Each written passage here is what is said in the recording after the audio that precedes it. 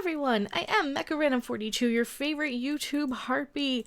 I just saw Shazam. So, if you're new, welcome. I complain and rant about a lot of things. I will give you a spoiler-free little recap, a sort of review first, and then we'll get into the spoilers at the second part of the video. So, what did I think of Shazam? I liked it. It was really, really fun. A good solid, 7.5 out of 10, maybe. I thought it was very, very fun. It was kind of predictable. It was pretty safe in some places. It was pretty dark and almost brutal in some places. It's kind of the thing where if you're taking it to like a kid to see this and they don't do well with scary things, they might not like it. They might be a little too scared.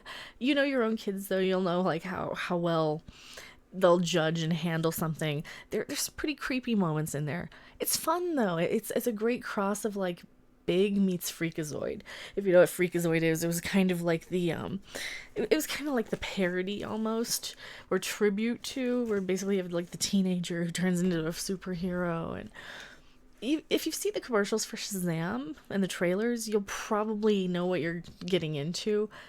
Other than that, I mean, they're the kind of the darker, more brutal stuff from it's good because that is all associated with the bad guy, so you know, okay, this is the bad guy, this is who we're gonna root against, if you are taking a young kid to see this. And it's very clear, it's a very straightforward, these are the good guys, these are the bad guys. It's a good starter superhero movie. This is the type of movie, when I was a kid, right, if I were to kind of describe what I would imagine a superhero comic book to be, or a superhero movie to be, I would probably describe something like this. You have the hero and the villain having very similar backgrounds, and it's all in the choice of how you kind of handle it. You can go around being bitter and angry and turn into kind of a super villain, or you can say, you know what, this is it, this sucks, I'm going to move on and be the better person for this. And that's how you become the superhero in a sense.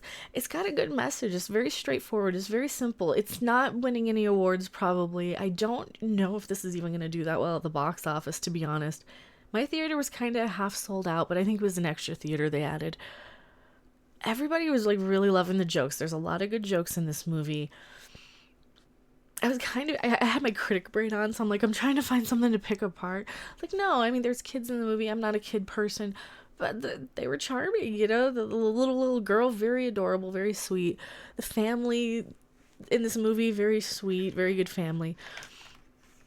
You root for the hero, and you even kind of feel sympathy for the villain. It is very similar to Michael Keaton's Vulture in Spider-Man Homecoming, if you've seen that, where you have a really good villain setup.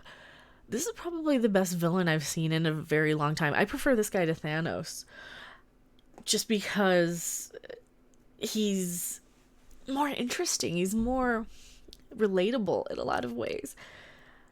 I don't know, maybe I just come from a long line of horror movies. This felt like a horror movie. And speaking of, when I get into spoilers, I will tell you more, I'll elaborate a little more on the horror movie aspect of it. But yeah, a solid 7.5 out of 10. I was not disappointed. I mean, just kind of go in thinking that you're just going to be there to have fun. It's not going to be it's not Endgame epic sort of superhero level movie. It's just fun. There's nothing wrong with it. If you go in knowing, okay, it's kind of like Big, it's kind of like Freakazoid, it doesn't take itself super seriously all the time. Yeah, it's good. Zachary Levi does a great job playing basically a 15-year-old kid. The kids in the movie are very, very good. They're decent enough actors, right? Every kid is memorable and has a personality, and they're all different and unique. It does diversity in a really positive sort of way without making it tokenism, or making it feel like tokenism anyway. It just feels like, yeah, that could be how the situation happened, right? I think they did a good job on this, so that'll be it for the spoiler-free part. Like I said, 7.5 out of 10. If you don't want spoilers, turn off the video. That's gonna hurt my algorithm, but thank you so much for watching. Now into the full spoiler section. Okay, so starts off with Zachary Levi as a kid, though. He's not Zachary Levi yet. He's the little kid, right? Let's back it up. It doesn't even start off with him. It starts off with the villain. It starts off with the villain's backstory. That's how they set this movie up, right? You got like an abusive dad, and I've seen this actor a million times. Who's the dad in this movie? I can't remember. I'm sure I've seen him in Star Trek. I've seen him play like bad guys before, just jerks. He's in the car with his kid, his like teenage kid, and then they've got kind of like the younger version of the bad guy in the back seat. They're basically really, really abusive to this kid, right? They're just horrible to him. This is what I mean by they set up sympathy for the villain, because they show him being very abused and very neglected and very unwanted by his family. He's playing with a magic 8-ball, and that's what zaps him into the Shazam wizard universe. He ends up trying to take the test to be the wizard or whatever, fails miserably, gets spat back out. And now keep in mind, this is how Shazam actually gets his superpowers, and later on how Billy gets his superpowers. So the villain like takes that test, he fails, goes back to the car with his family, freaks out, almost gets them in an accident, and then because they almost get in an accident, and then the dad yells at the kid, then they actually do get in the accident, and his dad gets crippled, and then the brother's like just a jerk, and so this is like the start of it.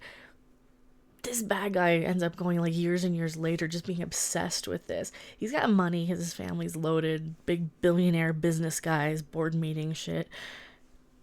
And you feel a lot of sympathy for him. You're like, yeah, I'd do the same thing. I'd probably do the same thing if my family were that horrible, But he's obsessed with getting back to get like this power from the wizards and stuff because he failed.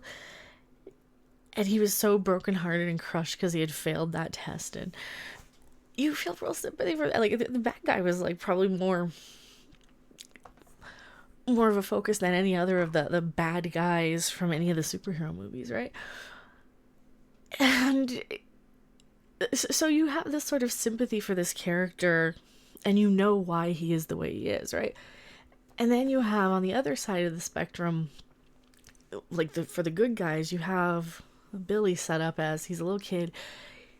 He's a foster kid. He's like super smart. He's kind of like John Connor level smart. I don't get him like 100% full spoilers on my reviews, but so if you watch the movie, you'll get that reference of like, yeah, he's kind of a John Connor smart kind of kid. He can do shit. He can trick police. Here's the little thing where I was referencing for horror movies. There's a scene in the very beginning where teenage Billy's like trying to get the addresses of all of the mothers, or all the women who he thinks might be his mother. All these addresses, he gets it from the cop cars. So he locks police in a pawn shop for some reason, steals it off the cop computer. But in this pawn shop, there's the Annabelle doll just sitting there. It's kind of creepy. It was a cute little Easter egg.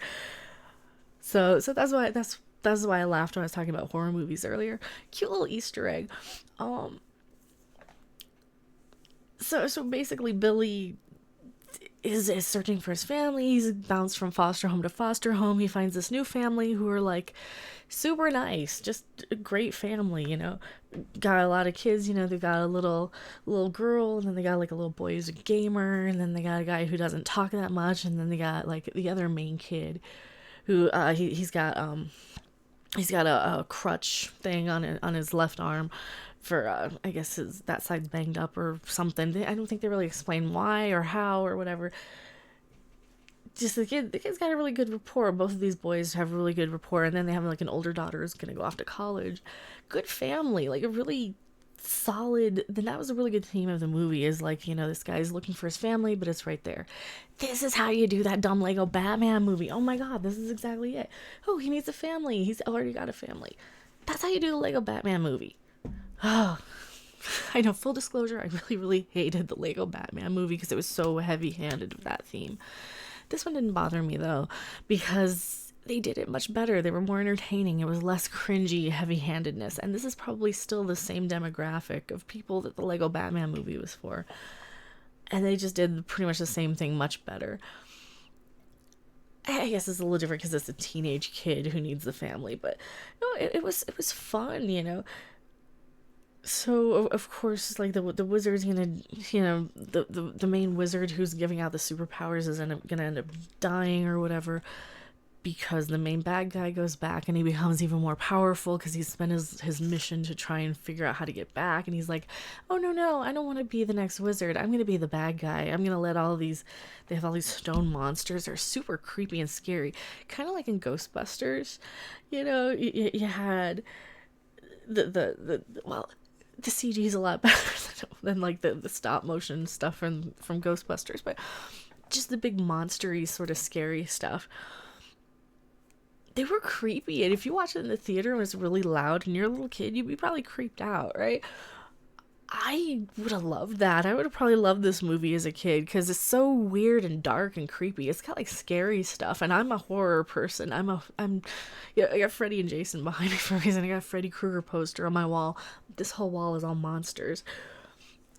That's probably why I liked this movie so much, because it was a lot of scary stuff, a lot of like, PG-13 level horror movie monster stuff, but still decent. I thought it was fun. But yeah, so the main bad guy ends up getting all the powers from, there's a 7 deadly sins. You've got greed, lust, envy, blah, blah, blah, all of them. And they're basically these kind of CG, just giant monster-y things, right? So Billy ends up, meanwhile, Billy's ending up like, he ends up like having his brother with the crutch ends up getting beaten up by bullies because it's an 80s movie and it has bullies, a pair of them. I'm surprised they weren't blonde. Why weren't they blonde? Come on, 80s movie.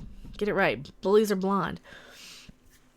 But yeah, so he's got these bullies picking on him, and they even like hit him with his car. And of course, if I saw a kid get hit with a car in front of the school, I would like do something about it. But at least Shazam does come back and do Billy. He does come back and like fuck with the guys later on once he gets his powers. But no, so before he even gets his powers, he does beat the guys up with his brother's crutch, which is pretty awesome of him to do, even though he did do some stuff that was less superhero-y. And without spoiling the whole entire movie, though, he gets his powers. They spend a lot of time like in the commercials and the trailers where he's testing out what powers he has. They upload it to YouTube. There's a lot of bonding there.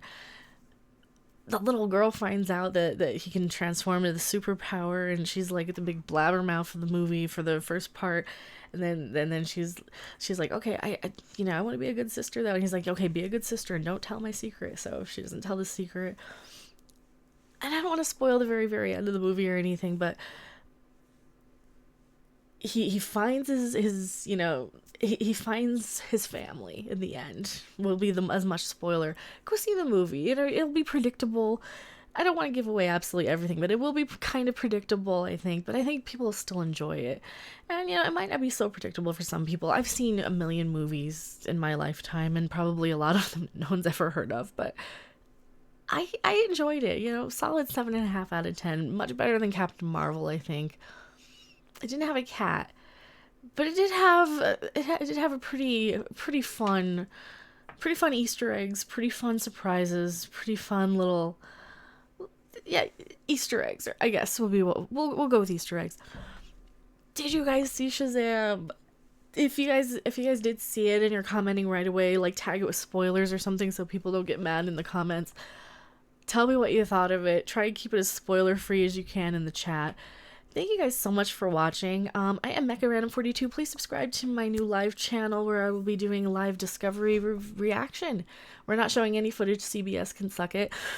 We will do the live Discovery reaction Friday afternoon sometime, probably early afternoon, since it is so late getting the Shazam review done after seeing the movie. Thursday. It threw my Thursday off. But thank you guys so much for watching.